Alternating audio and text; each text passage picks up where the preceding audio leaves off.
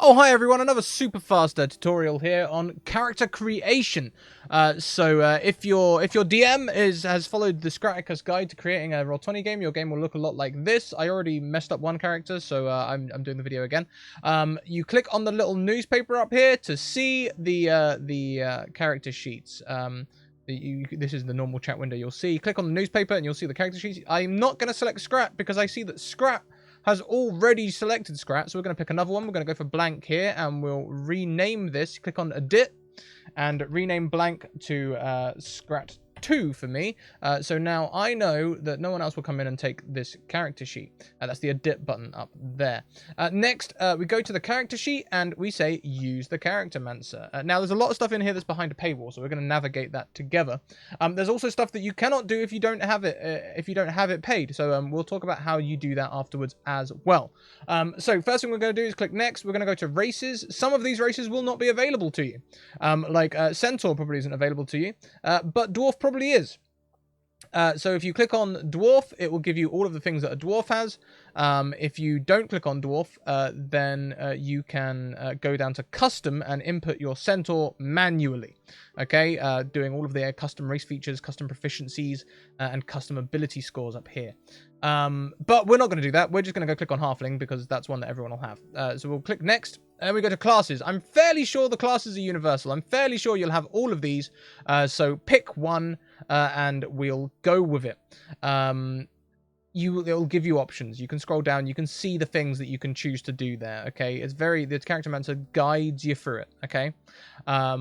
Next, abilities. Now, these options will be behind a paywall. I'm not sure whether it's having a pro account or having some certain DLC or owning the PHB. I'm not sure what it is, but I know the average person who comes into Roll20 will not have these. They'll only have custom.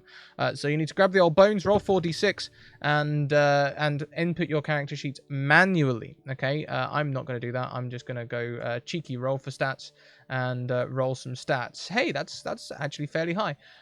So we'll just select these quickly so that we have something selected. Next, we'll go to choose a background. The only one you'll have if you only have the SRD is Acolyte, which gives you some skill proficiencies and some language proficiencies and a feat there. Other than that, all of these other ones, they're going to be behind paywalls. You're going to need to buy the books. You're going to need to buy the PHB to get Outlander. You're going to need to buy Guildmates of Ravnica for Engineer, etc. Yes. So we're going to actually leave that blank for now as well, though, because there's another thing to do later on. So remember we left that blank. Next, how would you like to choose your equipment? You can either go with class equipment or starting wealth. If we go with class equipment, then you can see you can choose the equipment that a rogue starts with. Also, it says down here, equipment from background. If you chose Acolyte or another one that you possess, it will fill it out automatically. Unfortunately, there's no way to add equipment custom. We can't add custom equipment here. I'll show you how to do that afterwards. Next, we have spells. We've chosen a rogue, so there's nothing here, but if you did choose a wizard or something, you could select your cantrips from a list. Next, we have feats. If you chose variant human, then you could select your things from a list here. In fact, why don't we do that quickly? Let's go and quickly change to human. We're going to make it a variant human just so that we get the feats thing, and we're going to change the class. We're not going to be a rogue after all. We're going to be a wizard. Purely because that means when we go to the spells page, you can see the drop-down list. It literally picks out from the wizard spell list from you. So we can have Firebolt, we can have Prestidigitation and all the other things. And also Wizard 1 level spells, right there, easy.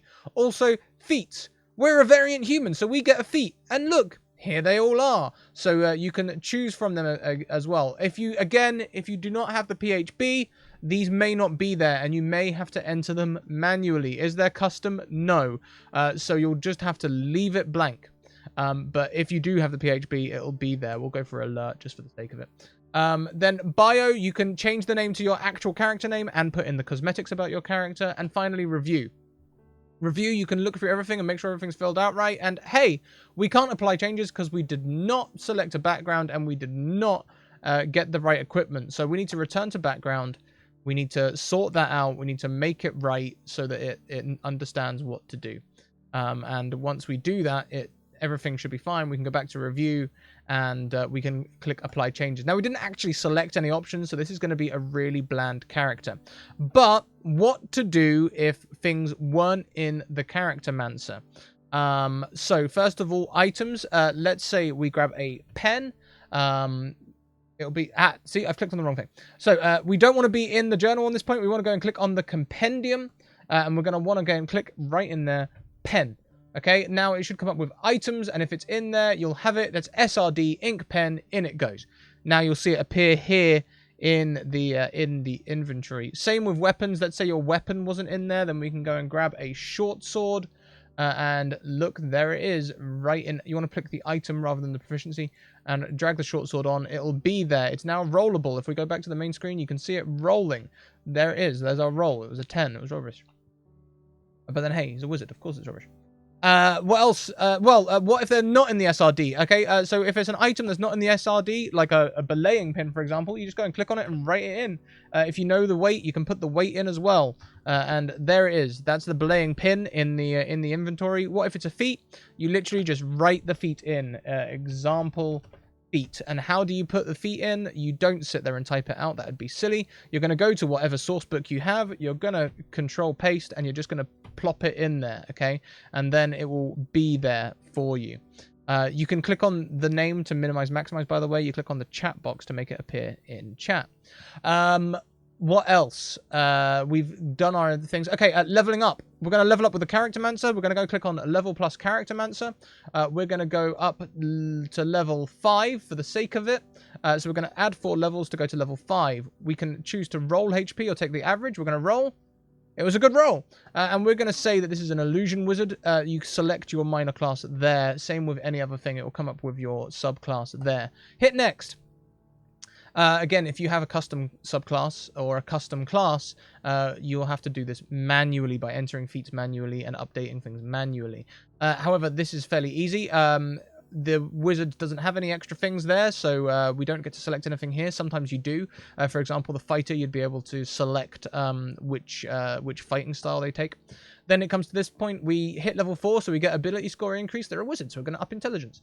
Then we go next, and then we get all of our extra spells. We are now a level 5 spellcaster, so it tells us that we can have 2 more cantrips. We can have up to 8 spells from level 1 to level 3 spells, and you can select them from here. We'll just put color spray in for the sake of it. Maybe an offensive one so we can click it easily. Let's go for Melf's Acid Arrow.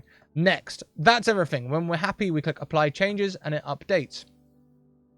Okay, what next? Well, there's Melf's Acid Arrow for it to start off. That's a better roll, 25. That's a 19 on the dice. How do we roll damage, by the way? You go and click on it here, okay? And then the damage, it will ask you what level to cast at. Level 2.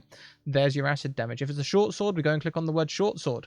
And it does 3 points of damage there. Rubbish roll. Not very good with a short sword, this character. So that's our core sheet. How do you manually input spells? You need to go and click on the spell list up here. By the way, that level up with the character mancer was in there. It's on the cog there. Level plus launch character mancer. And we go to spells, and you can input them manually. And how do you do it again? You're not going to sit there and type it out. You're going to copy and paste from your PDF, from your online resource, whatever it is, and you're going to copy and paste it in there. Okay, there's some other options here as well. You put down the casting time, what school it is, components, whether it's a concentration spell. This is the important one, whether it's a spell card or an attack. And if it's attack, you can put in the damage dice, etc. So let's have viciousness. Okay, and let's just say it does 1d6 spite damage as a pure example. We can have that out as an attack card, and now when it should appear, because we put it as an attack, in our weapon, so we can just roll it, and it does 1d6 spite damage. We rolled on that one. You can also add an attack roll. You can add a DC in there. We go back to it here. You can say, hey, is it a spell attack? You can make it a ranged attack, and then it will roll based on your spell attack. Or you can make it a saving throw of dexterity, which does different things to this. The dexterity will make it roll the damage with the DC. And similarly, if you get rid of that and put the spell attack to ranged, when you click on it, it will instead roll an attack roll. That was awful, but then you would have to click on that to roll the damage. So there it is. That's how you input spells manually. That's how you create and level up your character, including manual options. And that is all you should need for one of our games. Slightly longer video than normal, but hey, I hope you bared with us. Keep on evoking emotions, everyone.